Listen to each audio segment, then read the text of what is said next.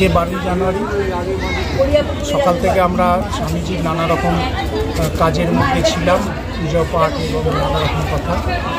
তো এখন আমরা আজকে একটা বিশেষ সুযোগ পেলাম, তাই আমরা আজকে অন্নপূর্ণা মন্দিরে এসেছি। মাতা অন্নপূর্ণার মন্দির শ্রীরামকৃষ্ণদেব উপস্থিত ছিলেন এখানেতে যখন প্রতিষ্ঠা হয়েছিল। মথুরানাথ বিশ্বাসের পত্নী জগদম্বা তিনি এটাকে প্রতিষ্ঠা করেছেন, কারণ রানী রাসমণির ইচ্ছা ছিল যে মাতা অন্নপূর্ণাকে প্রতিষ্ঠা করবে। তো যাই হোক, শ্রীরামকৃষ্ণদেব যখন প্রতিষ্ঠা হয়েছিল 1880 সালে, তখন এখানে এসে 3 দিন ছিলেন। আজকে আমাদের সঙ্গে আছে অনব দাস জামপুর, তার মা অপর্ণা, সঙ্গে আছেন অমিত দাস আর সিদ্ধার্থ আছে জামপুর বাবা। তার সঙ্গে যে রেকর্ডিং করছে তার নাম হচ্ছে শুভঙ্কর। তো আমরা সবাই মিলে আজকে এসেছি, একটা খুব সুন্দর একটা পরিবেশ। তো একটা ছোট্ট কিছু কথা স্বামীজির আজকে আলোচনা করার আমাদের ইচ্ছা ছিল। আজকে সকালে আমরা একটা পোস্ট করেছিলাম তারামার বাড়িতে, তাতে আমরা লিখেছিলাম স্বামীজি বলছেন তুমি নিজে যা মনে করবে তাই হবে। আজকে সেটা আমরা ছোট্ট করে একটুখানি আলোচনা করি। আজকে স্বামীজিকে স্মরণ করা হবে অন্নপূর্ণার মন্দিরের সামনে বসে শ্রীরামকৃষ্ণের সান্নিধ্যে মা শারদার কথাতে। তো সেই ব্যাপারটা হচ্ছে, স্বামীজি বলছেন তুমি যদি নিজেকে দুর্বল ভাবো তাহলে তুমি দুর্বলই হবে। আর তুমি যদি নিজেকে সাহসী ভাবো তুমি সাহসী হবে।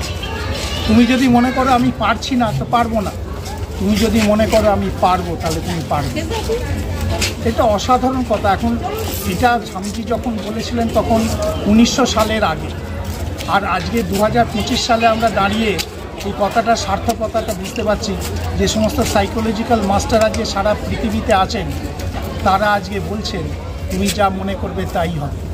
স্বামীজি এই কথাটা তুলেছিলেন শ্রীরামকৃষ্ণদেবের একটি কথাতে। শ্রীরামকৃষ্ণদেব কথামৃতে এক জায়গায় বলছেন, তোমাকে যদি সাপে কামড়ায় তাহলেও তুমি যদি মনে করো আমার বিষ লাগেনি, তাহলে তোমার গায়ে কিন্তু বিষ উঠবে না, তোমার মৃত্যু হবে না। মনে তোমাকে বিশ্বাস করতে হবে আমি পারি। আমি আপনাদের সবাইকে কয়েকদিন আগে একটা কথা বলেছিলাম। স্বামীজির পুরো জীবনীটা পড়ার পর আমি একটা উপলব্ধি হয়েছিল। সেই উপলব্ধিটা হচ্ছে স্বামীজি যেন একটা ফর্মুলার উপর দিয়ে চলছে। সেই ফর্মুলাটা কি? ফর্মুলাতে সি মানে কনফিডেন্স। তোমার মধ্যে আগে কনফিডেন্স থাকতে হবে যে আমি পারবো, আমার দ্বারাই হবে। তারপরে হচ্ছে কনসেন্ট্রেশন, সেই কাজটাকে করবার জন্য আমাকে কনসেন্ট্রেটেড থাকতে হবে, সেই কাজটাকে আমাকে সফল করতেই হবে। তারপর ডি ফর ডেডিকেশন, ওই কাজটার প্রতি তুমি যে কোনো ক্ষেত্রে, তোমার চাকরি ক্ষেত্রে হোক, তোমার ব্যবসার ক্ষেত্রে হোক, তোমার পড়াশোনার ক্ষেত্রে হোক, তোমার সম্পর্কের ক্ষেত্রে হোক, যে কোনো ক্ষেত্রে তোমাকে কনসেন্ট্রেট থাকতে হবে, কনফিডেন্ট থাকতে হবে, ডেডিকেটেড থাকতে হবে। আর লাস্টের কথাটা স্বামী বিবেকানন্দের জীবনের সর্বোচ্চ উক্তি হচ্ছে কেয়ারিং, লাস্টের সি। কীরকম কেয়ারিং? তিনি বলছেন বর্তমান দিনে রিলিজিয়ান হচ্ছে ইউনিভার্সাল রিলিজিয়ান, আর বর্তমানের দিনের আরেকটা ধর্ম হচ্ছে ইউনিভার্সাল হিউম্যানিটি। এখানে তুমিও যা আমিও তা। আমি একটা পোশাক পরে আছি বলে আমি আলাদা প্রাণী নই, তুমি একটা আলাদা পোশাক পরে আছো, আলাদা প্রাণী নই। আমাদের মধ্যে সে একই ডিভিনিটি আছে, একই দেবত্ব আছে, আমরা সেটাকে ভুলে আছি।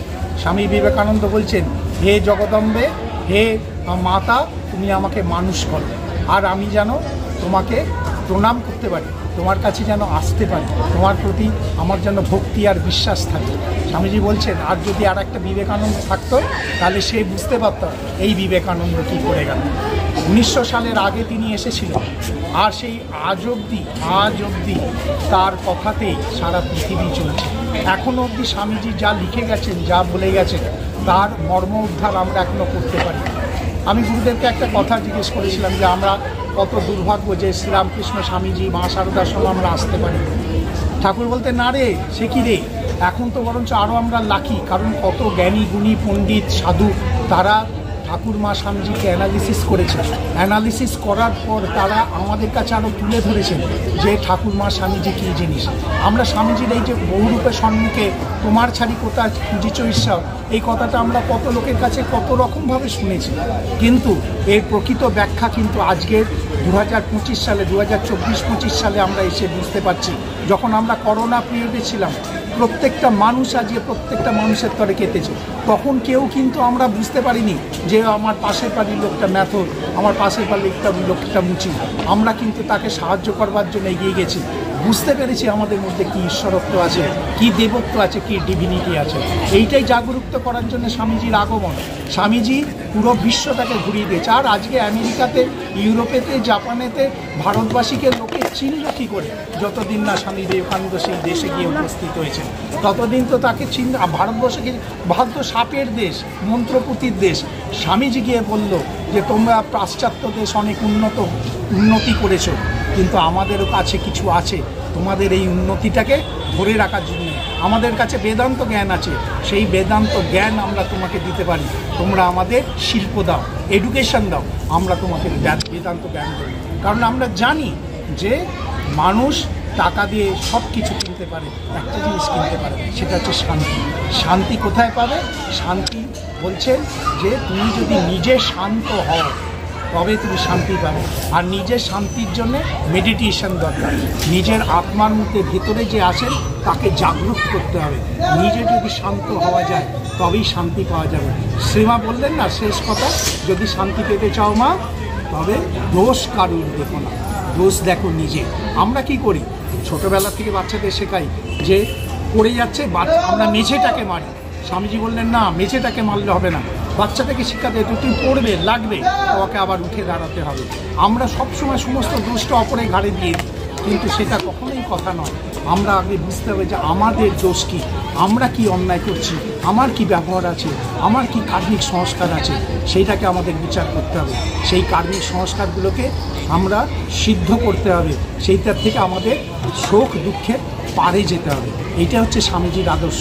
আর বেদান্ত দর্শনে খুঁটি না ধরে শোক দুঃখের পারে যাওয়া যায় না। এটাই স্বামীজি বিশ্ববাসীকে বললেন। তিনি বললেন ওঠো, জাগো এবং ততদিন অবধি থেমো না যতদিন না তোমার লক্ষ্য পূরণ হয়। আমরা বুদ্ধদেবের মুখে শুনেছি যে এখানে আমি বসে আমার শরীর শুকিয়ে যাক, কিন্তু আমি আধ্যাত্ম জ্ঞান অর্জন না করে থাকবো না। স্বামীজি থেকে মডিফাই করলেন, হ্যাঁ ও ক্যারাইস বলছেন তুমি আগেও জাগো, তোমার ভেতরের যে দেবত্ব আছে তাকে জাগাও।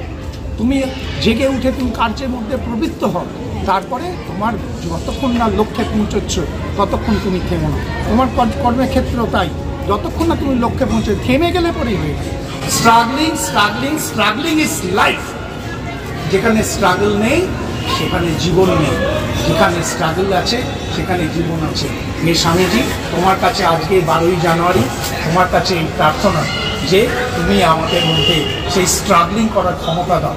আর আমরা যেন পরশ্রী কাতরতায় তোমার কথা বলি। তুমি তো বলেছিলে যে হে ভারত ভুলিও না, মূর্খ দরিদ্রবাসী ভারত, অনেক কথা বলতে তার মধ্যে বলেছে যে পরশ্রী কাতরতা আর মহানুভবতা, এটা আমরা ভুলে আছি। পরশ্রী কাতরতা যেন আমাকে গ্রাস না করে, পাছে লোকে কিছু বলে, এটা যেন আমরা ভুলে আমরা আমাদের লক্ষ্যে এগিয়ে যেতে পারি। জয় ঠাকুর, জয় মা, জয় স্বামীজি, জয় গুরুদেব, জয় মা অন্নপূর্ণার জয়, জয় মা।